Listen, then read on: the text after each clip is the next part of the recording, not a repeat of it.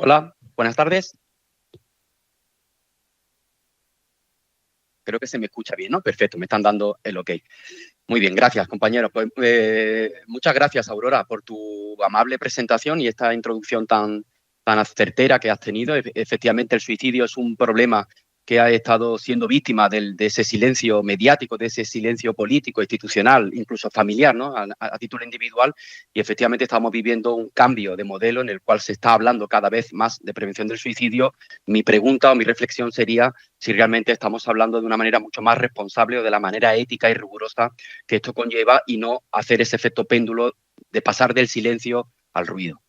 Quería agradecer también a Mame por invitarme y a toda la organización, sobre todo, no solamente por invitarme a mí a nivel personal, cuestión que os agradezco muchísimo y es un placer para mí estar aquí, aunque sea a nivel online, y es cierto que por eso os debo de pedir disculpas porque me habría gustado estar con vosotros, con todos y cada uno de vosotros, pero es cierto que lo que agradezco fundamentalmente es que en este foro, en este encuentro, se hable abiertamente de prevención del suicidio, algo que ciertamente hace unos años era difícil encontrar en cualquier foro, no solamente del ámbito educativo, del ámbito sanitario, del ámbito social, del ámbito político, el poder hablar abiertamente de este tema y, por tanto, felicito también a toda la organización, al Gobierno de Castilla-La Mancha, a su consejería de Educación, Cultura y Deporte, a la Estrategia Regional de Educación Inclusiva y a todas las personas que, en definitiva, han hecho posible que estemos aquí hoy, en esta mañana, hablando de temas tan importantes como no solamente son el suicidio, la pornografía, las redes sociales, la salud mental, en una población que nos preocupa tanto como es la población infanto-juvenil. Pues bien, yo de lo que voy a hablar hoy en esta siguiente hora, quiero abordar una serie de elementos que puedan ayudar a comprender el fenómeno, sobre todo cuando me dirijo especialmente a la comunidad educativa, en la que evidentemente tiene una responsabilidad la prevención del suicidio, pero sale del marco sanitario y como personas, evidentemente, estaréis, igual que los sanitarios, seréis víctimas de muchos de los mitos o de los sesgos, de los prejuicios, de las ideas irracionales o de muchas creencias desviadas que han rodeado a la salud mental de una manera general, pero de una manera muy particular también en la conducta suicida. Y quiero dimensionar, sino redimensionar bien cuál es el verdadero impacto de la conducta suicida actualmente en nuestro país. Voy a hablaros de algunos indicadores de alerta que puedan existir en nuestra aula, pero pasando de un modelo no basado en la detección de síntomas o de las señales de alerta, de alarma, como a nivel popular se están transmitiendo, quiero daros unas pistas de cuáles serían aquellas poblaciones infantoadolescentes que muestran mayor vulnerabilidad, mayor fragilidad, que tienen más riesgo de suicidio y a las cuales, por tanto, habría que dedicarles mucha más atención. Haré un breve análisis, casi a modo de titular, de cuáles son las principales estrategias de prevención de suicidio, de la conducta suicida, para introducirme en algunas claves que nos ayuden a prevenir la conducta suicida en nuestras aulas. Y finalizaremos con algunas de las reflexiones y posiblemente, si tenemos tiempo, también algún tipo de debate o de análisis. Bien, vamos a desmontar mitos y vamos a dimensionar con rigor.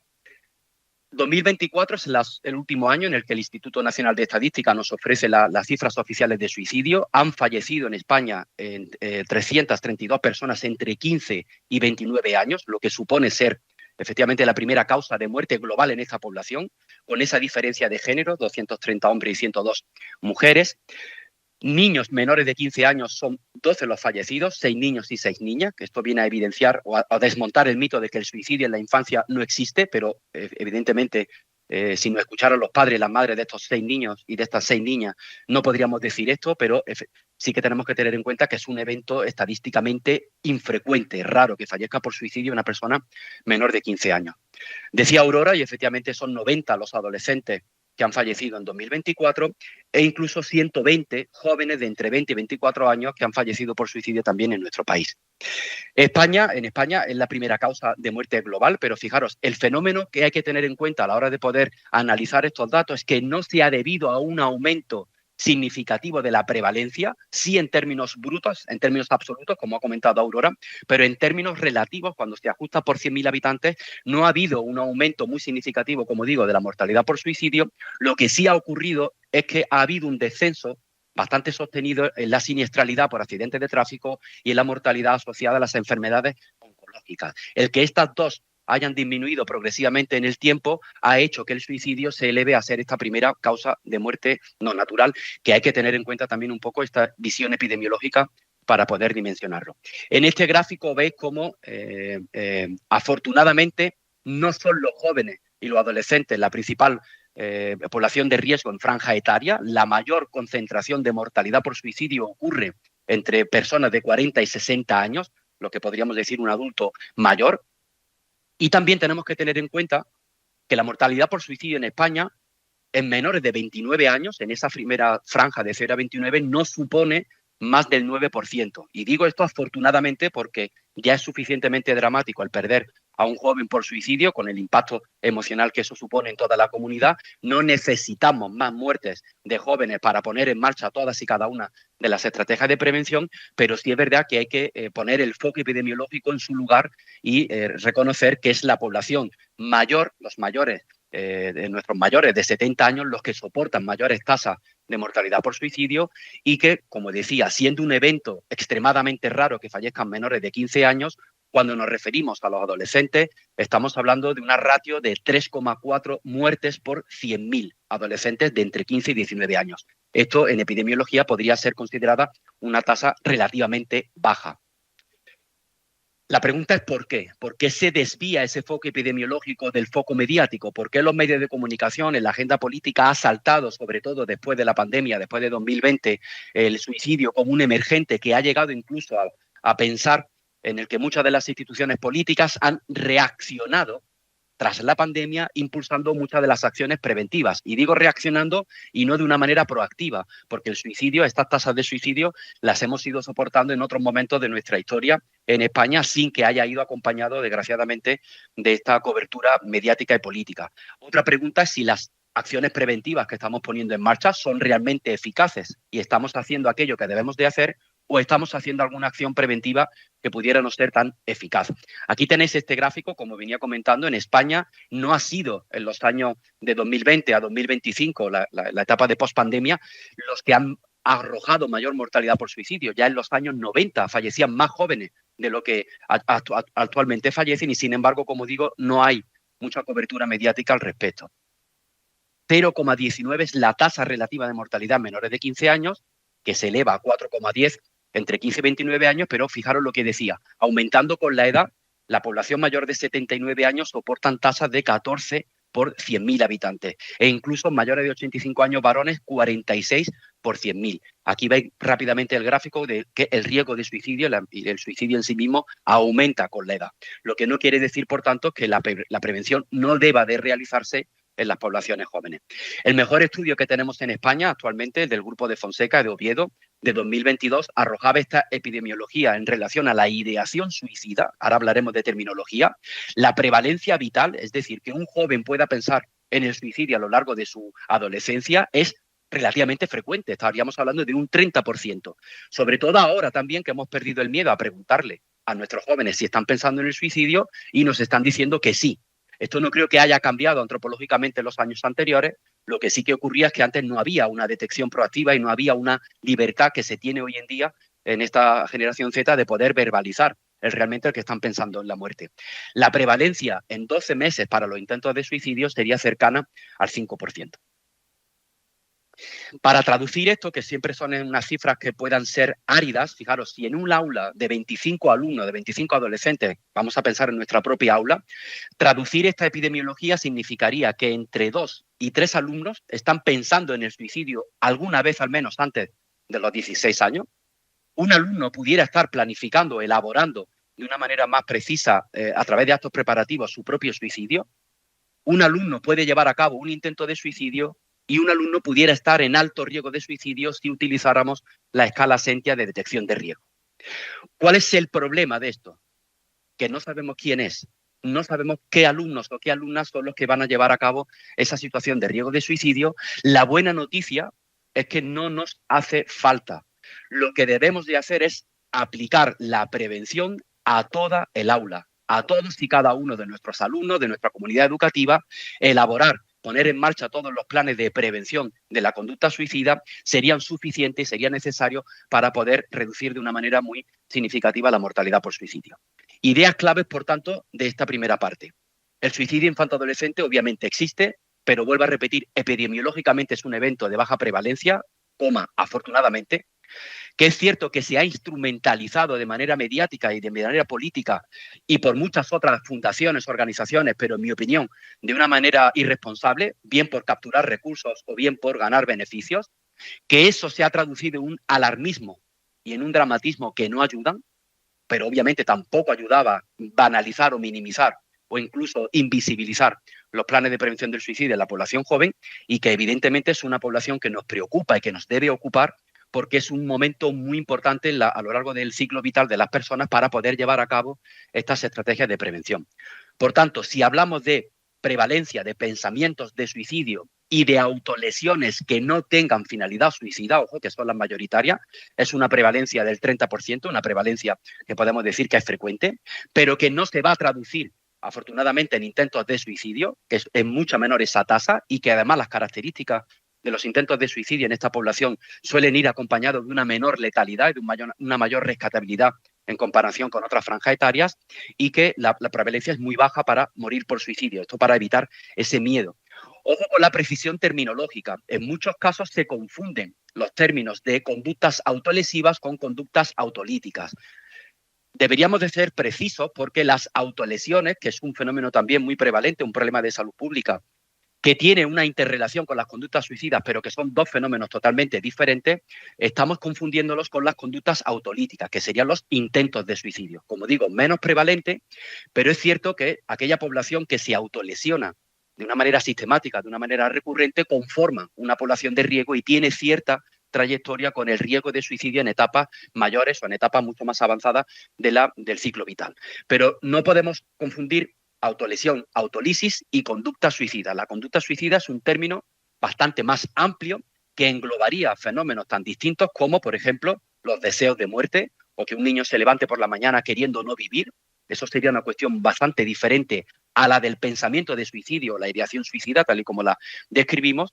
También tener pensamientos o ideas de suicidio sería diferente a que un chico estuviera preparando, elaborando o marcando de una forma determinada estos actos preparativos para llevar a cabo el suicidio, que esto también es algo poco prevalente. Y, como vuelvo a repetir, cuando un chico pasa al acto, una chica puede llevar a cabo un intento de suicidio, hay que llamarle por su nombre. No sería una conducta autolítica, estamos hablando de un intento de suicidio. En los protocolos de educación, que ahora hablaremos de ellos, a veces se confunde esa terminología y se engloba dentro de estadísticas o de informes vinculantes las autolesiones con los intentos de suicidio, y eso infla la prevalencia y podemos decir que nada más lejos de la realidad, ¿no? ¿Por qué hablamos mucho de mitos que rodean a la conducta suicida? Porque evidentemente son barreras en la prevención del suicidio. Por ejemplo, pensar que mi alumno o mi alumna verbaliza que se quiere morir o que incluso está pensando en el suicidio o que no encuentra sentido a su propia vida, va a intentar suicidarse, eso es un mito, es una idea errónea. Ahí está aplicándose un sesgo, una falacia que denominamos de correspondencia, que es pensar que todas las personas que tengan ideación suicida van a llevar a cabo intentos de suicidio, y esto no es así. Que un alumno o una alumna quisiera suicidarse, lo haría. Esto es otro mito también que tiene que ver con los aspectos culturales que hemos heredado de nuestra historia, y que una persona que realmente quiera suicidarse no se lo va a contar a nadie, pues esto tampoco es así. Hay señales verbales que puedan ser directas, pero sobre todo indirectas a través de cogniciones o de pensamientos que están interrelacionados con el suicidio, pero no abiertamente hablan del suicidio. Por ejemplo, que un chico diga que se siente una carga, que un chico diga que no se siente querido, que es indigno, ¿no?, de formar parte de su vida, pues eso serían señales verbales indirectas que, vuelvo a repetir, son más frecuentes que el que un chico pueda abiertamente decirnos que está pensando en el suicidio. Que el suicidio es un fenómeno de adultos mayores y que ningún niño se va a cuestionar la muerte por suicidio. Ya hemos visto tampoco que esto no es así, es otro mito y otra idea errónea. Fijaros, si un alumno o una alumna no padece o no tiene un diagnóstico de enfermedad mental o de trastorno mental, no se va a suicidar. Esto es un mito que hace mucho daño. El pensar que el trastorno mental y suicidio es un binomio que está interrelacionado es un error conceptual, y eso también es un sesgo que hemos heredado de la psiquiatría alienista del siglo XVIII y que todavía seguimos pagando. Padecer un trastorno psicológico, lo veremos a continuación, es un factor de riesgo que incrementa el riesgo de suicidio, pero la inmensa mayoría de los chicos que tienen trastornos mentales, trastornos del desarrollo, no van a llevar a cabo un suicidio, no van a llevar a cabo un intento de suicidio, y por tanto son dos fenómenos que, si bien están interrelacionados, son diferentes. Si hablo con mi alumno, este es algo que a mí me preocupa mucho. Pensar que si yo hablo con mi alumno o con mi alumna sobre este tema de una manera abierta, de una manera empática, va a ser peor porque puede incrementar el riesgo. Nada más lejos de la realidad. afortunadamente acumulamos ya suficiente evidencia empírica para saber que es justo lo contrario. Cuando un profesor, cuando un tutor, cuando algún miembro de la comunidad educativa se acerca abiertamente a hablar del suicidio, a hablar de la muerte con nuestros alumnos, se reduce el riesgo en ese momento, se abre una ventana de compasión, una ventana empática, una ventana donde no se juzga al menor, y eso se ha demostrado que puede beneficiar al chico a la hora de gestionar esa situación de crisis. Por lo tanto, yo os animo a hablar abiertamente. Si un alumno o una alumna presenta alguna conducta suicida en curso, la responsabilidad va a ser del tutor, del profesor o del cuerpo directivo. Esto también es un mito. O sea, tenemos que obviar lo que es la responsabilidad, que es evidentemente la prevención es responsabilidad de todos y cada uno de nosotros, pero no podemos buscar culpables. Esto es un mensaje que ahora posteriormente hablaré de él porque creo que es importante. El suicidio no se hereda. El suicidio no es una llamada de atención. Jamás debemos de minimizar o de banalizar o cerrar una conversación ante cualquier menor que nos pueda decir que está pensando en el suicidio, porque si bien no estaríamos hablando de un riesgo inminente, evidentemente el chico y la chica estará viviendo alguna situación de sufrimiento, de dolor mental, de dolor social, alguna conducta de discriminación, alguna conducta de rechazo que le está generando un dolor y por tanto merece la pena hablarlo, y que el suicidio no se puede prevenir es también otro mito. El suicidio se puede prevenir, se puede evitar, aunque ahora veremos que no se puede predecir ni podemos eliminarlo. Decía que buscar culpables tras un suicidio es un error, y digo esto por recientemente, en los últimos años, cómo estamos viendo los medios de comunicación o incluso el ámbito social, cuando se están buscando culpables después de fallecer un alumno en un centro educativo, buscando rápidamente quiénes son los culpables. Eso es un error. Esto no debería de ocurrir. Las causas de la conducta suicida no son únicas o exclusivamente individuales. Se están obviando determinantes sociales, políticos, económicos, culturales, mediáticos, que tienen un papel tan relevante, tanto más que aspectos individuales, pero estamos desviando el foco en culpar a las familias o en culpar a los chicos, a las chicas, cuando hay una conducta suicida, teniendo en cuenta de que están insertos en un contexto social, en un contexto educativo, en un contexto político, que es causante también de manera poliédrica de ese riesgo de suicidio, y también que solo las familias, o por ejemplo solo los psicólogos, los psiquiatras o los médicos pueden prevenir o pueden saber lo que está pasando en casa, también es otro error. Mira, comprender la conducta suicida en un adolescente implica también saber qué es ser hoy adolescente. Y como digo, la sociedad esta en la que denominamos posmodernista o ese neoliberalismo occidental, están creando un contexto donde se están promoviendo, se están transmitiendo valores prosociales que, en mi opinión, son un verdadero caldo de cultivo para no solamente los problemas de salud mental, el empeoramiento del bienestar emocional de nuestros jóvenes, sino también de la conducta suicida. Ese contexto que llamamos macro, que en muchos casos queda invisibilizado, que tiene que ver con promover estos valores del individualismo, de la excesiva competitividad, del hedonismo, de esta cultura hiper, de esta dictadura, muchos cultos en los que hablaba antes mi compañero, ¿no? Masip, culto de la imagen, culto a la tecnología, esa tiranía de la felicidad, ¿no? De la felicidad impuesta, una sociedad cada vez más líquida, donde cada vez las relaciones son más superficiales, donde se practica muy poco la compasión, el efecto que tiene también el liberalismo en cuanto a la desregulación del Estado en la inversión de los recursos sanitarios. Estamos viendo cómo cada vez se invierte menos en la sanidad pública, cómo se invierte menos en la educación pública, cómo se invierte menos en la protección social y, por ejemplo, la escasa o la falta de referencias que tienen también nuestros jóvenes. Todo esto también está en la base del riesgo de suicidio. De hecho, lo que hoy llamamos progreso ha disminuido como nunca la necesidad de solidaridad, la necesidad de compasión, y están haciendo que nuestros jóvenes se sientan cada vez más solos que nunca. Sin entrar mucho en este detalle, lo que hablamos de la realidad 2.0, es cierto que hemos pasado de una infancia donde se basaba en el juego a una infancia donde se basa en el móvil, y esta generación Z está expuesta a dos fenómenos muy contradictorios. Estamos sobreprotegiendo a los chicos en el mundo real, esto que llamamos el seguritarismo, impidiendo que los chicos tengan banco de pruebas, ¿no? Para que puedan romperse, para que puedan tener ciertas adversidades que puedan ayudarles a tener esa resiliencia o a desarrollar esas estrategias de afrontamiento y de regulación emocional que después son elementos de protección en la vida adulta. Y digo que paradójicamente se están infraprotegiendo a los chicos en el mundo virtual, donde escasea la legislación, donde hay poca supervisión o poco control. Y esto realmente, el basarse en la Internet, en la realidad 2.0, está haciendo que los chicos no puedan tener ni puedan acumular aquellas experiencias ni aquellas vivencias, como digo, que configuran después una personalidad sana en la vida adulta. Nos decía Jonathan Haidt en este libro, en La gran reconfiguración de la infancia, que esta generación Z, que está atravesando toda su pubertad con un smartphone, hay un aumento efectivamente de la prevalencia de trastornos mentales como puede ser la ansiedad, la depresión, hay un aumento de las conductas autolesivas y suicidas y hay un aumento en definitiva del sufrimiento y de la soledad.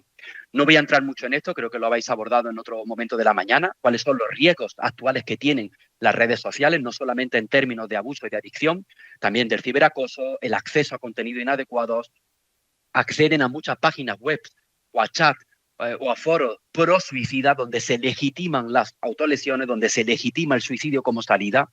Ese efecto que decía Aurora, el efecto verte, el efecto copia de contagio, también se drena en las redes sociales y habita en Internet, y también cómo el acceso a esta información está haciendo que los chicos puedan ganar conocimiento para poder llevar a cabo actos preparativos de un suicidio.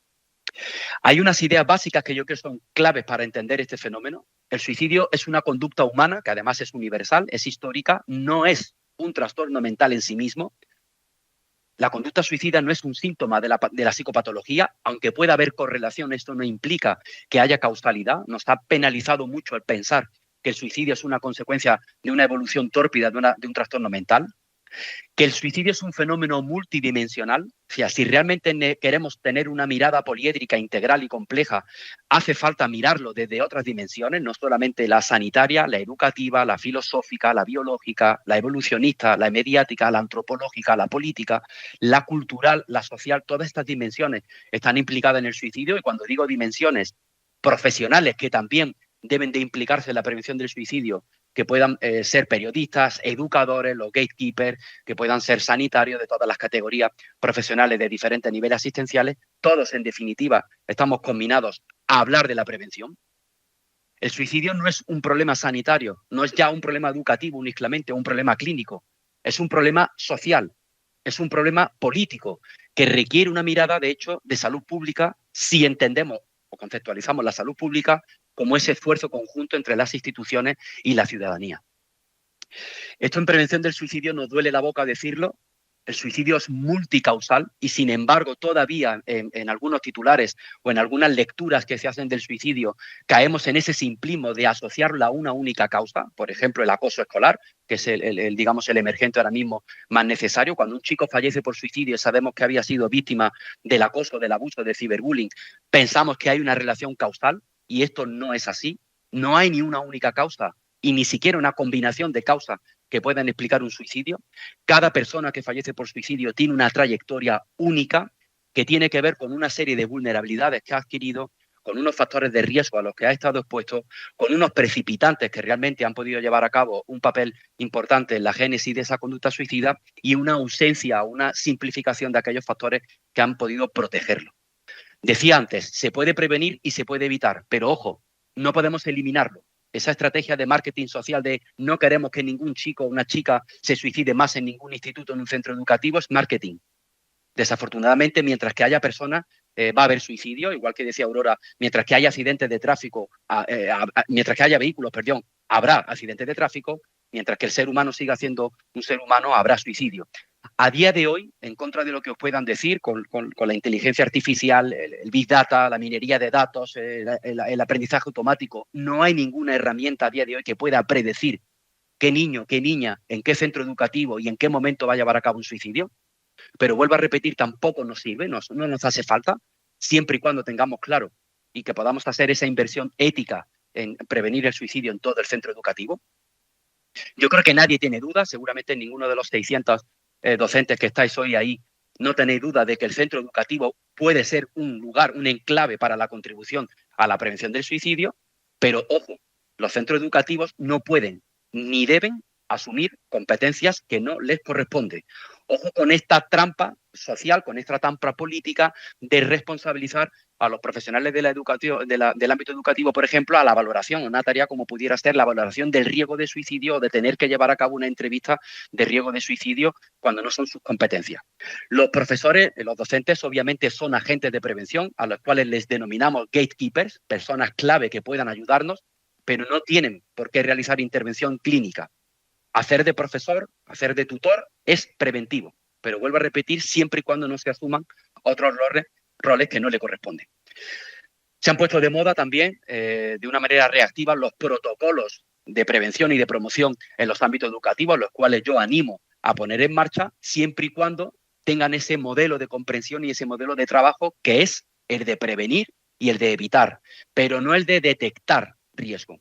Los protocolos que se están basando, desgraciadamente, y lo han implementado muchas comunidades autónomas, que están basados en la detección del riesgo de síntomas, categoría de diagnóstico y buscar rápidamente una derivación o una coordinación con el ámbito sanitario, estos protocolos carecen del valor predictivo.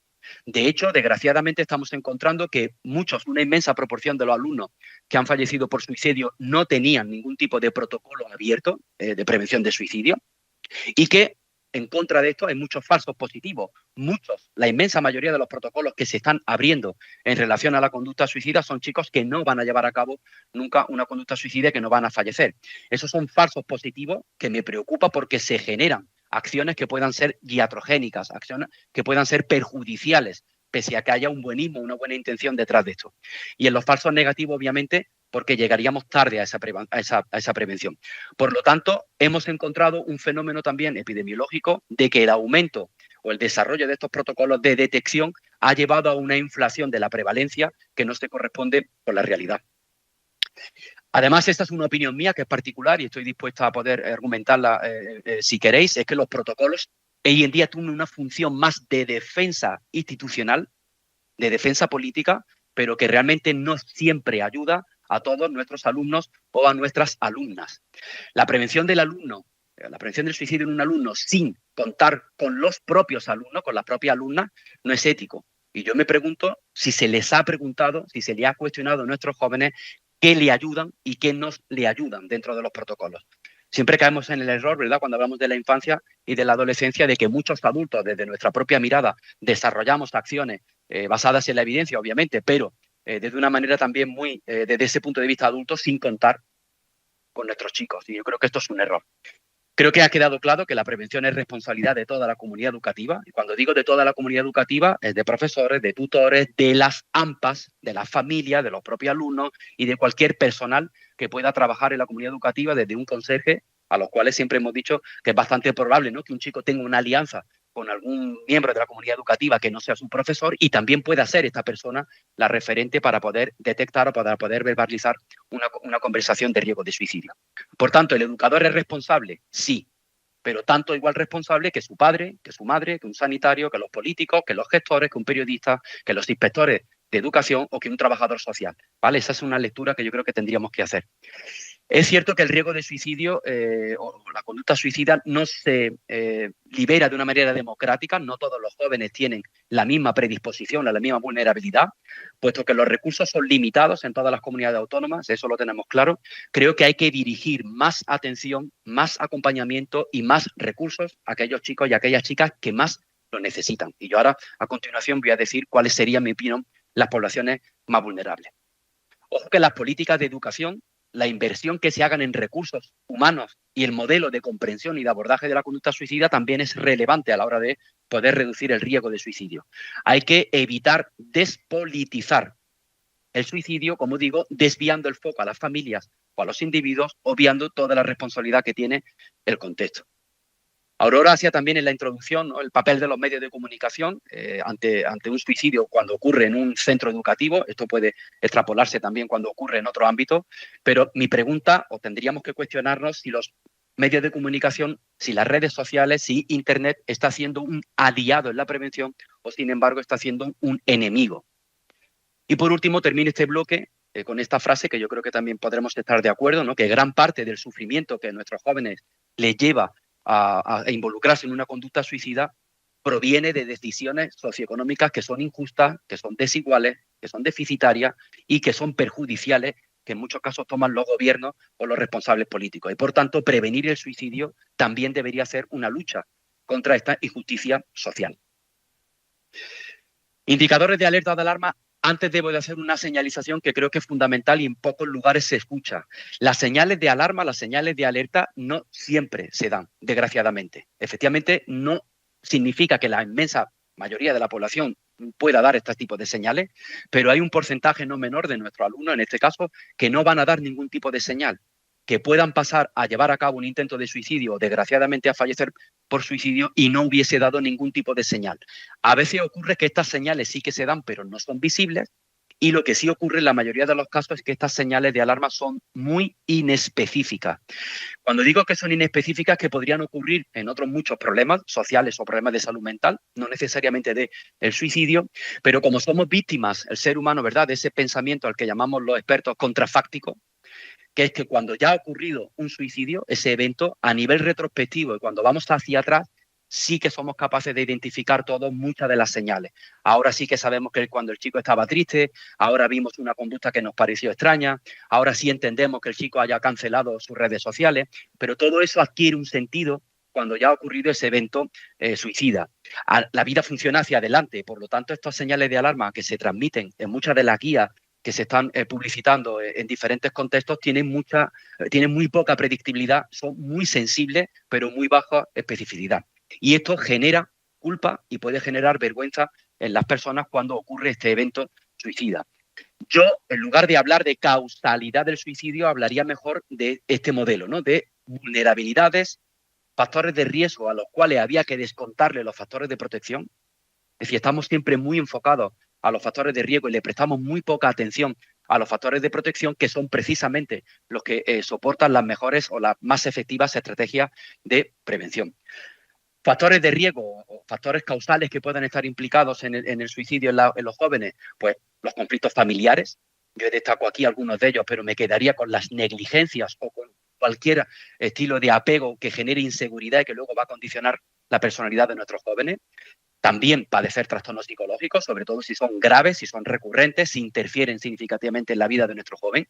Para mí, estos dos siguientes serían los que explican la máxima variabilidad del suicidio, que serían las adversidades tempranas en el desarrollo, la violencia familiar, padres y madres que están criando a sus chicos y que tienen o padecen también problemas de salud graves, consumo de drogas, problemas de inestabilidad de la vivienda, divorcios y separaciones complejas, traumáticas, abandonos, precariedad.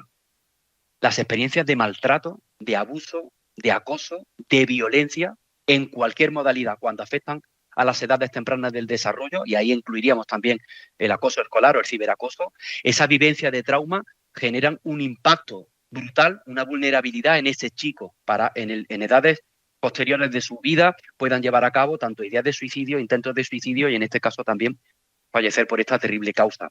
Pertenecer a una minoría social, víctima de discriminaciones, de rechazo, de indiferencia o estar en riesgo de exclusión social sería también un factor de vulnerabilidad. Aquellos chicos que se odian, que tienen un bajo autoconcepto, baja autoestima, muy perfeccionistas, que piensan que no son dignos de amor, que se sienten humillados, que se sienten derrotados, también sería una población vulnerable.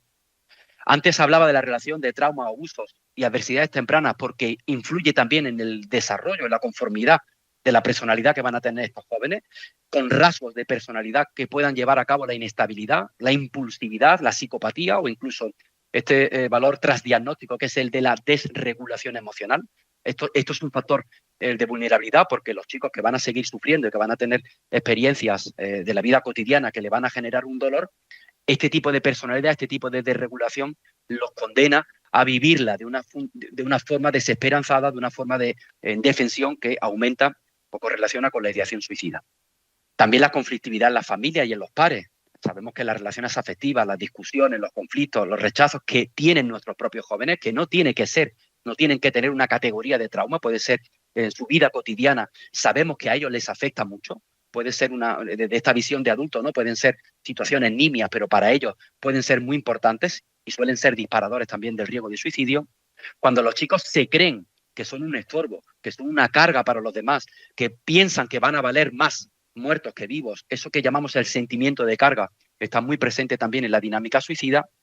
Y vuelvo a repetir, estos determinantes sociales, los chicos que no tienen las mismas oportunidades, los chicos que tienen una precariedad en su vivienda, en su educación, el medio ambiente, cuando están sometidos a contextos que no tienen esa protección social o económica, también tienen esa vulnerabilidad del suicidio. Por ejemplo, chicos que no tengan, una vez que han desarrollado un problema de salud mental o de conducta suicida, hay una diferencia brutal en la accesibilidad que tengan estos chicos a los recursos públicos.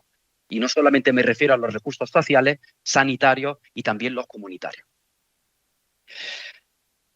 Pero ciertamente sí que sabemos que puede haber algunas señales con la particularidad, la peculiaridad que decía anteriormente, que os pueda servir, que puedan implicar un riesgo a corto plazo. Obviamente, si el chico comunica de una manera abierta su intención de quitarse la vida, sería una señal inminente. Se correlaciona también con estados de insomnio, de angustia, de rumiación suicida, de nerviosismo. Aparecen también en estos chicos conductas de riesgo, si no la estaban haciendo ya, aparecen, ¿no? una escala en el uso de drogas, la promiscuidad, por ejemplo, coger una moto sin casco, actitudes muy temerarias, muy impulsivas. Ahí habría que incluir también las autolesiones no suicidas. Aparece también ese fenómeno de desconexión social, cuando cesan de una manera abrupta sus relaciones sociales, cuando cancelan las redes sociales, cuando dejan de participar en su día a día, tanto en casa como en el ámbito escolar. Viven una tormenta de emociones súbitas, de tristeza, de rabia, de ira, de hostilidad, de agresividad, de anedonia o de irritabilidad, pero vuelvo a repetir que esto puede correlacionar con otra cuestión que no tenga que ver con el suicidio. Y también hay un exceso de abuso de alcohol, de abstinencia, de tabaquismo, el uso de redes sociales de manera masiva. Si, por ejemplo, evidenciamos que el chico se ha metido en Internet y está buscando páginas de suicidio, está buscando información de cómo llevar a cabo una conducta suicida, pues obviamente eso sería también una señal de riesgo. Y estos serían un poco los precipitantes, qué situaciones que cuando se dan pudieran precipitar un intento de suicidio. Fijaros que el abuso, el acoso, el ciberacoso no solamente funciona como un factor de riesgo, como un factor de vulnerabilidad, también pudiera ser una situación que precipitara una crisis suicida, pero también conflictos interpersonales, un fracaso académico, problemas legales, una amenaza, por ejemplo, de institucionalización, un embarazo no deseado, que el chico pueda ser víctima de una situación de migración forzada, el suicidio cercano de otros compañeros o incluso de referentes que pudieran estar en Corea del Sur, pero que a través de las redes sociales puedan impactar en la vida de estos chicos, las pérdidas súbitas, cuando son duelos complejos, divorcio, abandono, ruptura de pareja, infidelidades, o incluso pudiera ser también el inicio de una enfermedad física o de una enfermedad o un trastorno mental. ¿Dónde tendremos que fijar esta fragilidad, esto que llevo diciendo de los subgrupos vulnerables? Pues bien, yo he preparado o voy a compartir con vosotros un decálogo de cuáles son los 10 subgrupos de mayor riesgo a los cuales tendríamos que dedicarle mucha atención. Chicos y chicas con trastornos psicológicos, fijaros, entre el 60 y el 90% de los menores de edad con conducta suicida presentaban al menos algún diagnóstico clínico de salud mental, aunque bien es cierto que con las categorías diagnósticas que tenemos hoy en día no es difícil que un chico pueda identificarse con algún diagnóstico clínico.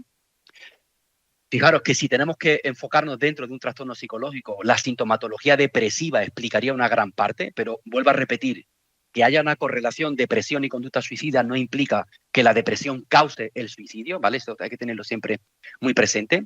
El segundo grupo serían aquellos chicos con diversidad del desarrollo. Sabemos que tienen más riesgo de conducta suicida en comparación con sus iguales, pero ojo que no es el que el espectro TEA induzca alguna ideación suicida, algún síntoma de la relación del suicidio. La clave está en entender que estos chicos con procesos TEA, por ejemplo, tienen más riesgo de estar discriminados, de víctimas de rechazo, de que no tienen igualdad de oportunidades, que incluso tienen barreras sociosanitarias para acceder a los recursos, ahí donde conferiría el riesgo. El tercer grupo, chicos que padecen efectivamente enfermedades médicas, como puede ser también enfermedades que generan algún tipo de discapacidad, serían una población a tener en cuenta. Las drogas, hay que recuperar de nuevo el no a las drogas. 1 de cada 3 suicidios en jóvenes en España existía un abuso o dependencia de drogas. No necesitamos que haya, digamos, una dependencia extrema. Basta con ese consumo abusivo de alcohol en fines de semana y eso conferiría un factor de riesgo al tener en cuenta. De hecho, fijaros cómo se eleva exponencialmente las tasas de suicidio en aquellas personas que tienen problemas de alcohol en comparación con sus iguales. El quinto grupo, un grupo muy doloroso, los chicos que han perdido a sus padres o han perdido a una madre, han perdido a un ser querido muy cercano por suicidio, les confiere un riesgo de hasta 4,4 veces más que en aquellos iguales que no tienen estas pérdidas. Y vuelvo a repetir, la exposición también en la infancia o la vida adolescente a pares, a referentes, a influencers, a personas relevantes de su entorno, también puede considerarse como un factor de riesgo.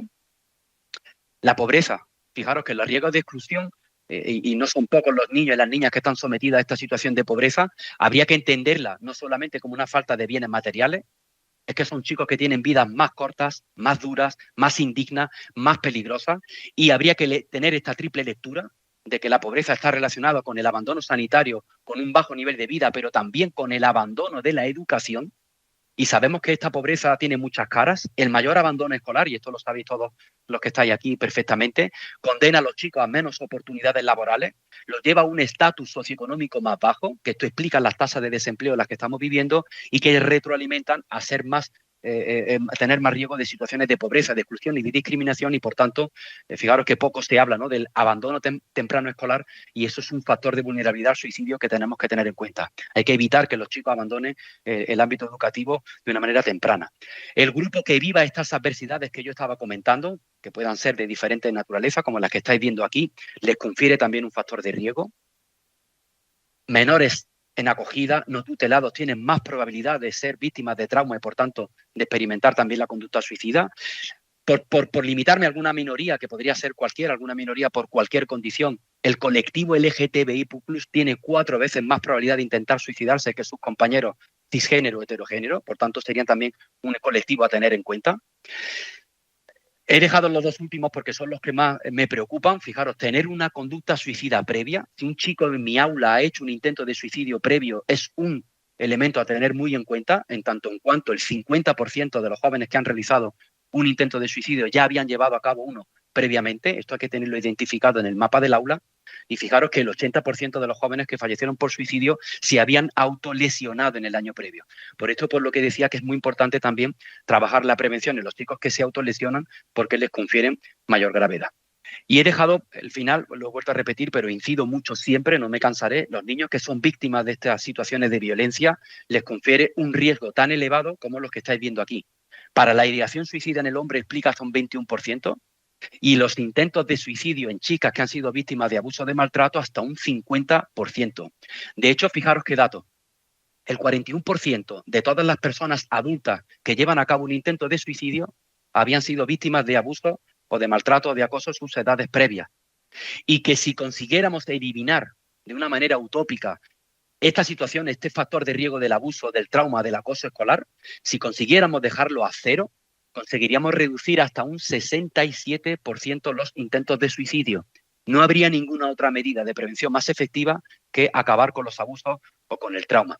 Es que incluso aquí tenéis los ratios de que no solamente afecta a las víctimas, a los jóvenes que son víctimas de ciberacoso, también a los acosadores se le incrementa proporcionalmente ese factor de riesgo, y por tanto sería otra población a tener en cuenta. Y ya para ir terminando, voy a hacer una lectura casi, como dije, a nivel de titular, de cuáles serían las estrategias de prevención del suicidio, políticas públicas de protección social, políticas contra el acoso escolar y la violencia, políticas que ayuden a esta seguridad, a la realidad 2.0, que cumplan y que hagan cumplir los compromisos que ya existen para la infancia y la adolescencia. No necesitamos más papeles, necesitamos que se ejecuten. La educación socioemocional, esto lo conocéis perfectamente bien, desde los colegios que se puedan hablar de estilos de vida saludable, la educación en valores que decía también Masí, generar y garantizar aulas saludables, inclusivas, protectoras, no hacer daño. A nivel comunitario, fortalecer las redes de apoyo, ofertar a los adolescentes instituciones que le ayuden a ser autónomos, que puedan facilitar esta participación ciudadana, que tengan espacios comunitarios seguros, que les puedan ayudar a resolver conflictos comunitarios, los programas de integración, de igualdad, de inclusión y de diversidad que ayuden a derribar el estigma social son estrategias de prevención del suicidio. La formación y la capacitación de todos y cada uno de vosotros, de la comunidad educativa, es una medida efectiva, es una medida real, aunque no nos gustaría que tuviera más evidencia de la que tiene. Volver a recuperar la escuela de padres y madres, que creo que ha sido un error perder estos espacios de reflexión. Hay que invertir recursos, la prevención del suicidio se educa, pero la prevención de educación cuesta dinero también. No mucho, pero hay que aumentar el gasto en educación de calidad, en los servicios de salud mental, en los programas de bienestar. Eso es una inversión muy eficiente. Hay que prevenir la adversidad temprana. Cuando los chicos ya efectivamente han manifestado una conducta de suicidio, pues obviamente hay que desarrollar acciones que puedan garantizarle una psicoterapia de calidad, que puedan garantizarle servicios o dispositivos especializados que le ayuden a poder gestionar el riesgo de suicidio, que sean accesibles, que sean flexibles, que estén disponibles. Habría que llevar a cabo un esfuerzo de innovación, alternativas que trabajen la salud mental, fijaros, fuera de la salud mental, alternativas a la hospitalización, equipos mixtos de educación y sanidad y o terapia grupal en espacios comunitarios. Y a nivel cultural tenemos que redefinir casi urgentemente estos estándares de éxito, este enfoque de la imagen corporal, esta necesidad de una alfabetización digital y pasar de esta cultura tan competitiva a una cultura más de cooperación. La familia también tiene su propia responsabilidad, evidentemente, son factores protectores que tenemos que tener en cuenta y, digamos, para introducirnos un poco en el aula, ¿qué podemos hacer? Y ya voy terminando, hay un prerequisito. Evidentemente tenemos que visibilizar sin miedo, sin drama y sin sobreactuación, pero con mucha determinación, abordar la prevención del suicidio. Cuando hablamos de coordinación, debería de existir una coordinación real entre educación, salud, entre la inspección educativa, entre los equipos directivos, entre el claustro, los docentes, el personal sanitario y no sanitario que participan e incluso el alumnado, como vuelvo a repetir, a eso a lo que me refiero con una coordinación real. Podemos capacitarnos como docentes, podemos adquirir habilidades, podemos adquirir competencias, podemos adquirir conceptos que no invadan las competencias de otras especialidades y evidentemente generar, esto es algo que yo creo que está mucho por desarrollar, espacios conjuntos, que no haya una coordinación de estanco a estanco, sino que realmente haya equipos mixtos donde se puedan elaborar planes de prevención que interpelen tanto a la educación como a la sanidad, pero también a los servicios sociales comunitarios.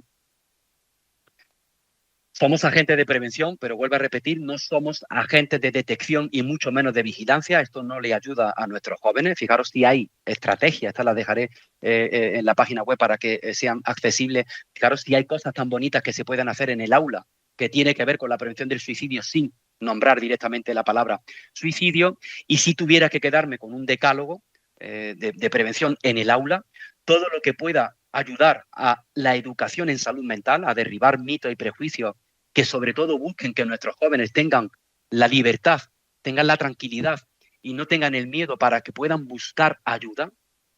Tenemos que normalizar que los chicos puedan tener problemas de salud mental y que puedan pedir ayuda de una manera abierta.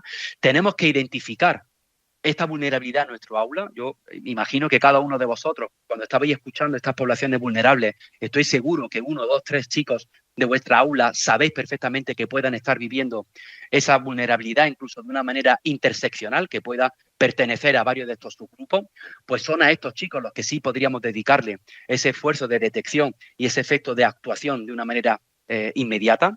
Tenemos que a nivel político, a nivel de gestión, introducir más recursos de salud mental dentro del ámbito escolar y ahí tenemos un personal que está perfectamente especializado, que puedan ser psicólogos, orientadores, trabajadores sociales, la enfermería referente educativa, las personas que se dedican a trabajar en el bienestar emocional. Hablando de bienestar emocional, todo lo que sea educación socioemocional, todo lo que sea el apoyo entre pares, todo lo que sea generar un clima de aula sano. Cuando digo sano hablo del acoso, de la inclusión, de las nuevas tecnologías. Todo eso es una estrategia en sí misma muy potente de prevención del suicidio. Vuelvo a hacer incidencia a la formación y a la capacitación. Hay que fomentar una comunicación abierta, una comunicación honesta, que sea disponible, que sea flexible, para que los chicos se puedan sentir cómodos y seguros en su centro educativo. Hay que establecer un nuevo marco de colaboración con los profesionales de salud mental. Esto de detectar y derivar a salud mental es una estrategia simplista, es una estrategia que no funciona. Tenemos que llevar a cabo ese acercamiento de los recursos de salud mental dentro del ámbito educativo. Las políticas y los procedimientos tienen que estar basados en la prevención y en la posvención, no solamente en la detección del riesgo. Hay que hacer un llamamiento a padres, madres, tutores para que puedan tener esa participación en espacios que puedan brindar ese apoyo a la familia y tenemos que trabajar, y esta es una acción, ejemplo, ¿no?, de cómo una acción preventiva también tiene que ver con la concienciación, con actividades que nos permitan sensibilizar y que puedan concienciar a todos los centros educativos. Reflexiones finales que quiero dejar un poco para que podáis tener en cuenta. Hay unas expectativas que en mi opinión son injustas porque son irreales sobre el profesorado y su capacidad para detectar el riesgo. están dando una falsa sensación de control, se está transmitiendo una idea, una narrativa en la población que no se corresponde con la realidad. Hay un desplazamiento de la responsabilidad desde el sistema sanitario a la educación en el cual no deberíamos de caer, porque hay una culpabilización implícita. Cuando ocurre un evento suicida siempre pensamos que se podía haber evitado y que alguien en el centro educativo debería de haber hecho algo o deberían de haber mirado mejor una situación, y esto ya hemos visto y ha quedado comprobado que no es así. De hecho, esta protocolización sin recursos reales tampoco es seria. Es una respuesta burocrática, pero que responde a un problema que es estructural. Se está reduciendo, en mi opinión, mucho el fenómeno, se está individualizando el suicidio cuando es un problema sistémico y mucho más complejo. Y otra cosa que me preocupa, hablando de bienestar, es de el bienestar emocional de la comunidad educativa, de todos y cada uno de vosotros. Se están generando estados de ansiedad o estados de hiperalerta o de hipervigilancia en la comunidad educativa, sometiéndonos a esta presión de tener que detectar el riesgo de suicidio en las aulas. Bastaría con realizar buenos protocolos de acoso escolar, que sean reales, que sean efectivos, que sean consensuados. Bastaría con crear un aula donde haya una educación en valores de inclusividad, donde haya unos valores que puedan contrarrestar estos valores postmodernos que yo decía esta mañana. Bastaría con que los chicos puedan promover el estilo de vida saludable, físico, de alimentación, del ocio, de deporte, para que cuiden su salud física, su salud mental, su salud social, su salud espiritual, incluso su salud moral. Hay que hacer un esfuerzo absoluto para evitar el abandono escolar y tenemos que optimizar los recursos que ya tenéis en el ámbito educativo para la promoción del bienestar. Con estas 6 actuaciones que yo he dicho, ya estaríamos haciendo un buen plan de prevención del suicidio.